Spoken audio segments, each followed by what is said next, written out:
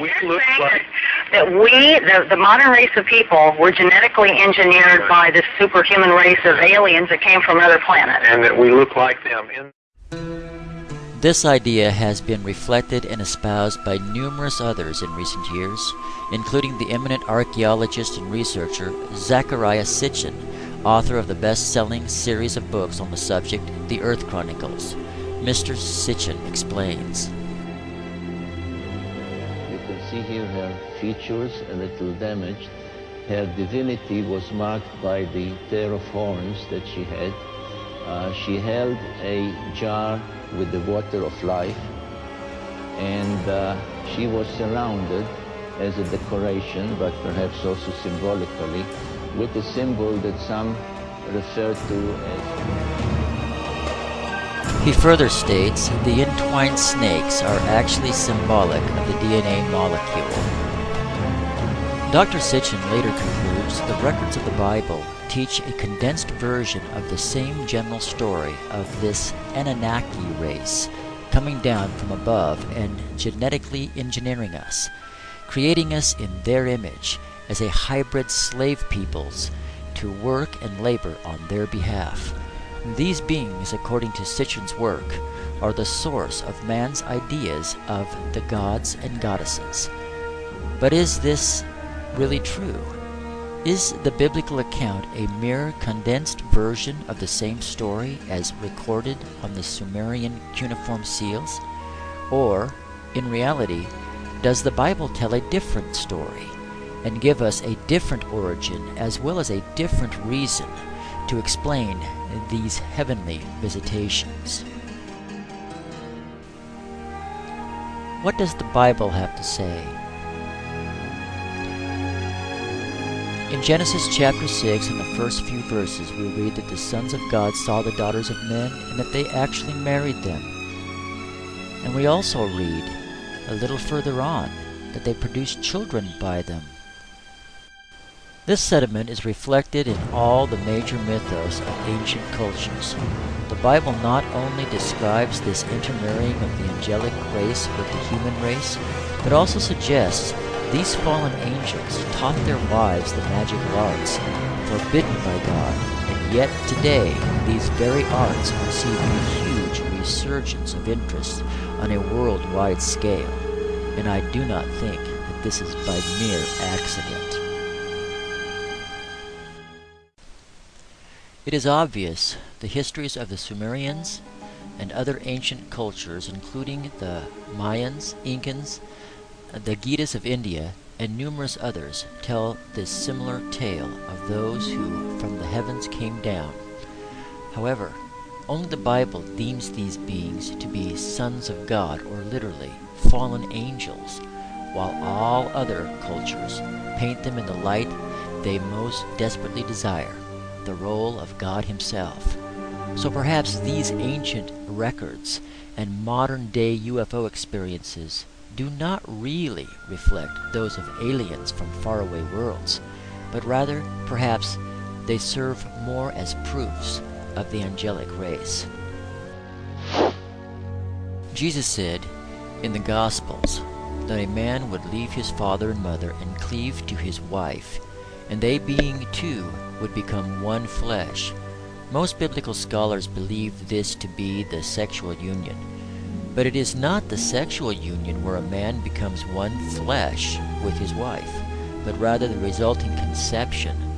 So too, when Jesus refers to one flesh as marriage, He is likewise speaking of this physical fusion of the two gene pools. The fallen angels, those who came down from above, did take wives of all they chose, and they further applied genetic technologies with the women, or upon the women, to produce their amazing hybrid progeny. These offsprings were known as the Nephilim, and it was because of this corruption of man's gene pool that God destroyed all flesh from the face of the earth. He opened up the windows of heaven and smote the earth, causing the great deep to burst forth in one day. This resulted in the global worldwide flood. But Noah and his family found favor in the Lord.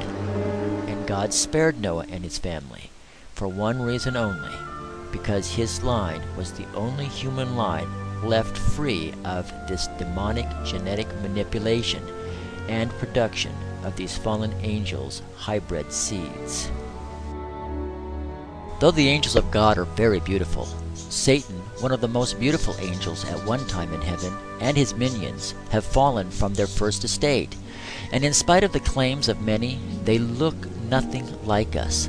The Anunnaki did not come down from the heavens and genetically manipulate us to look like them. What they were attempting to do was to genetically manipulate themselves to look like us. This produced giants in the land and many hybrids with mutations with 6 digits on each hand. When God flooded the world, he destroyed these hybrids of humans and angels, but the angels themselves remain and have made many attempts to again enter into the human population and reintroduce this hybrid race. How is it that the angels could come down and intermingle with humans when they are spiritual beings? Well, we are also spiritual beings, but whereas man was created to live in a physical body, angels are created just a little higher than we. The angelic race, both good and evil, were created to have the ability to move back and forth between the spiritual and physical realms. They can transform themselves into any appearance they desire, and become physical or non-physical at will.